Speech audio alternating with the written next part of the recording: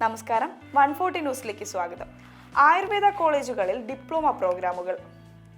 കേരളത്തിലെ സർക്കാർ എയ്ഡഡ് സ്വാശ്രയ ആയുർവേദ കോളേജുകളിലെ ആയുർവേദ നഴ്സിംഗ്, ഫാർമസി, തെറാപ്പി എന്നീ ഡിപ്ലോമ പ്രോഗ്രാമുകളിലേക്ക് LBS മുഖേന ഓൺലൈനായി ഓഗസ്റ്റ് 5 വരെ അപേക്ഷിക്കാം.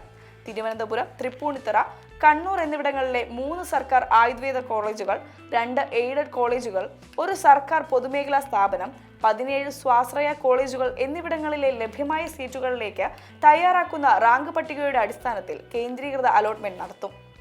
ഡിപ്ലോമ ഇൻ ആയുർവേദ നഴ്സിംഗ് കോഴ്സിന് 1 വർഷമാണ് ദൈർഘ്യം. ഇതിൽ അവസാനത്തെ 2 മാസം ഇന്റേൺഷിപ്പാണ്. ജനറൽ നഴ്സിംഗ് ആൻഡ് മിഡ്വൈഫറി ഡിപ്ലോമയാണ് ഇതിനുള്ള യോഗ്യത. പ്രായപരിധി 33 വയസ്സാണ്. പട്ടികജാതി പട്ടികവർഗ വിഭാഗത്തിന് 38 വയസ്സും വിമുക്ത ഭടന്മാർക്ക് 40 വയസ്സുമാണ് പ്രായപരിധി. ജൂലൈ 1 അടിസ്ഥാനമാക്കിയാണ് പ്രായം കണക്കാക്കുന്നത്.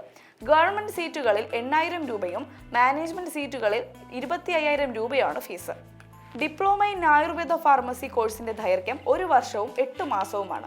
പ്രോഗ്രാമിൽ അവസാനത്തെ 2 മാസം ഇന്റേൺഷിപ്പാണ് ഉൾപ്പെടുത്തിയിരിക്കുന്നത്. +2 വിജയിച്ചവർക്ക് ഈ കോഴ്സിന് അപേക്ഷിക്കാം. ഇതിന്റെയും പ്രായപരിധി 33 വയസ്സാണ്. പട്ടികജാതി പട്ടികവർഗ വിഭാഗത്തിന് 38 വയസ്സും വിമുക്ത ഭടന്മാർക്ക് 40 വയസ്സുമാണ് ഉയർന്ന പ്രായപരിധി.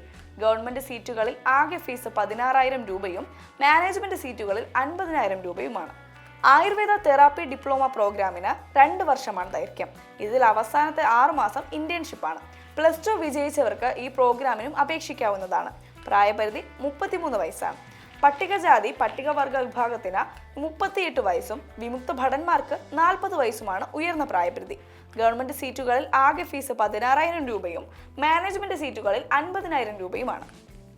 അപേക്ഷാ ഫീസ് 1,000 രൂപയാണ്. പട്ടികജാതി പട്ടികവർഗ വിഭാഗത്തിൽപ്പെടുന്നവർക്ക് 500 രൂപയാണ് അപേക്ഷാ ഫീസ്.